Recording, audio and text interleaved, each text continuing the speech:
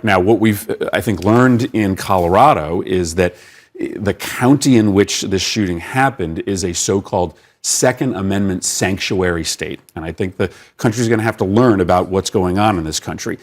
The majority of counties in this country have declared that they are not going to enforce state and federal gun laws. They have decided that they are going to essentially refuse to implement laws that are on the books. That is a growing problem in this country. And I think we're going to have a conversation about that in the United States Senate. Do we want to continue to supply funding to law enforcement in counties that refuse to implement state and federal gun laws? The party who claimed they were not for defunding the police are now trying to defund the police.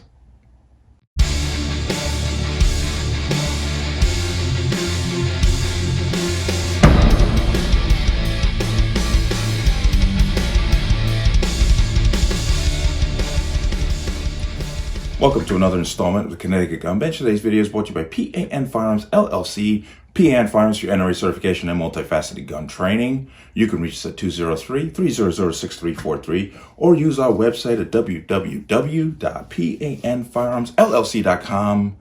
As always, there'll be a link in the description box below. Let's talk about this.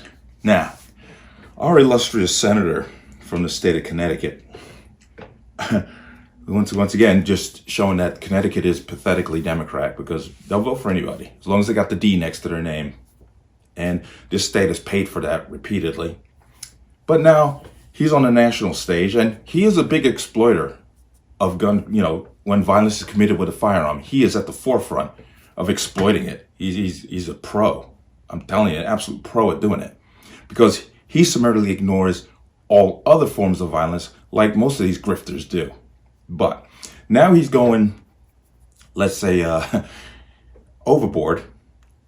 Now he's talking about defunding police departments who refuse to enact red flag laws. Now he speaks about a few other things in this video, and I want to play it all because I want you to have context and give you an idea of what this person's about. He was a do-nothing congressman. He's a do-nothing senator. Like I said, he should be thrilled that the people in Connecticut are just so damn enticing to vote for a Democrat because this is what we got. But that's a whole nother subject. But let's go ahead and watch this video and get context from it. So you just heard the president. He wants to pass a so-called assault weapons ban in this lame duck next month.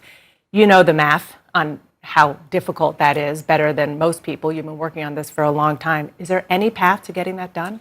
Well, first, let me say the president's been heroic in standing up for victims of gun violence. We passed the first gun safety measure in 30 years this summer. It's going to save thousands of lives, and that wouldn't have happened if Joe Biden hadn't led. He gave a primetime address. I'm sure some of his advisors told him that was not going to ultimately get the result he wanted, but he stood up and spoke his mind, as he did this weekend. Now, you listed the very long agenda we have from here to the end of the year. We've got to increase the debt ceiling. We've got to keep the government open and operating. But I'm glad that President Biden is going to be pushing us to take a vote on an assault weapons ban. The House has already passed it. It's sitting in front of the Senate. Does it have 60 votes in the Senate right now? Probably not. But let's see if we can try to get that number as close to 60 as possible. If we don't have the votes, then we'll talk to Senator Schumer and maybe come back next year with maybe an additional senator and see if we can do better.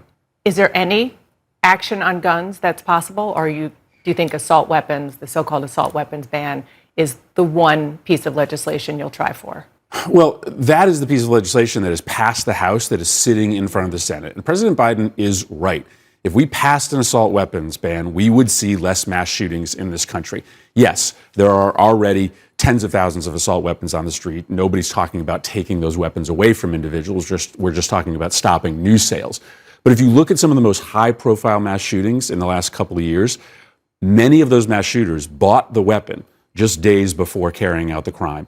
And so if those weapons were no longer commercially available, only in possession of those who had bought them previously, I think a lot of mass shootings would have been prevented. That is true when you look at most mass shootings. What we saw at the Virginia Walmart shooting, the suspect used a legally purchased handgun. Mm-hmm. A so-called assault weapons ban wouldn't have applied there.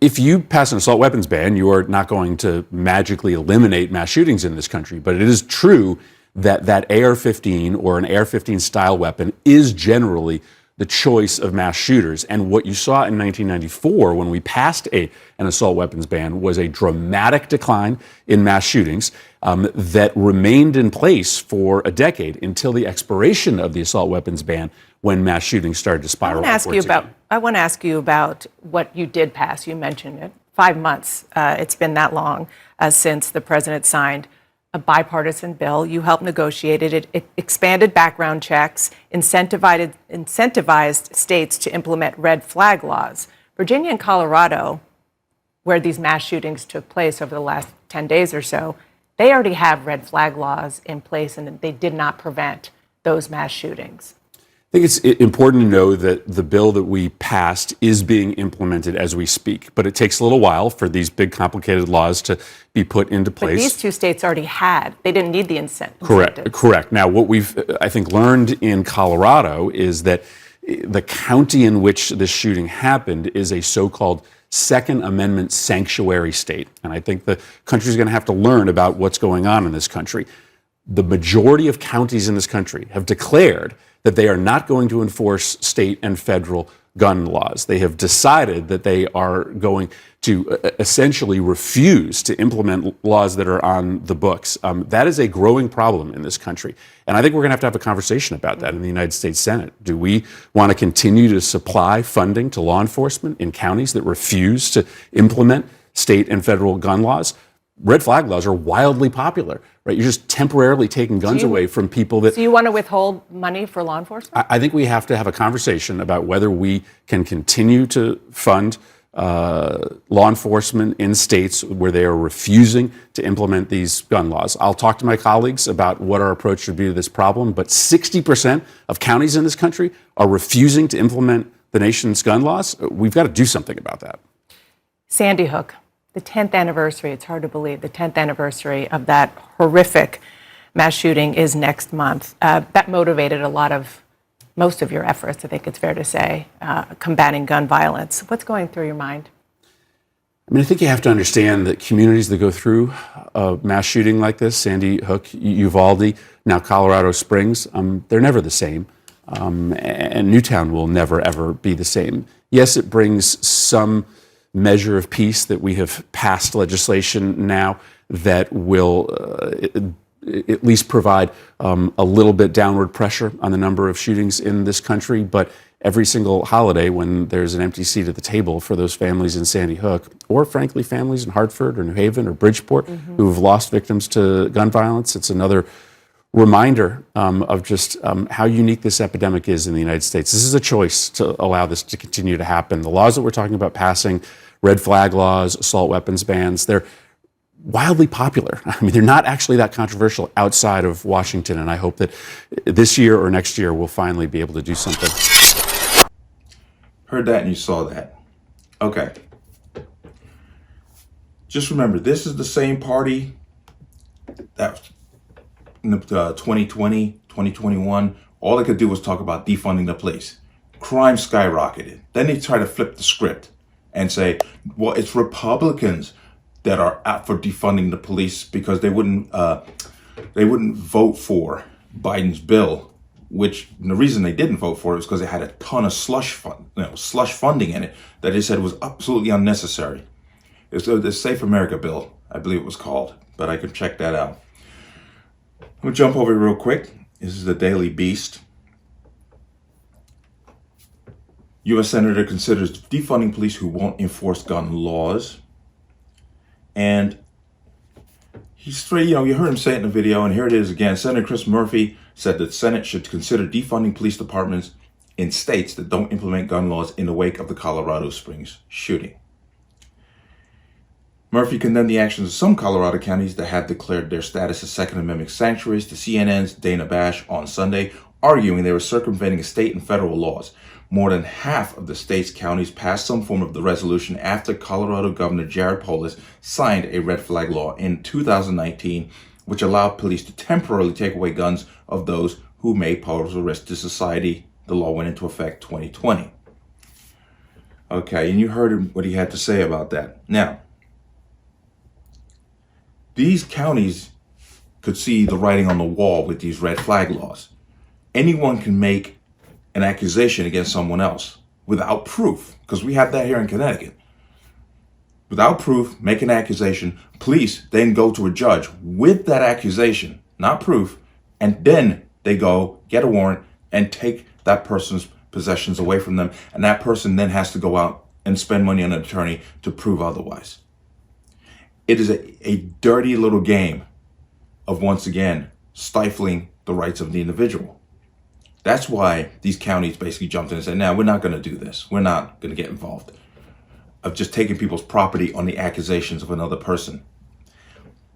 But it's interesting how he has no issue just espousing this whole ideal of we're going to defund police departments that don't enforce red flag laws or don't enforce gun laws in general.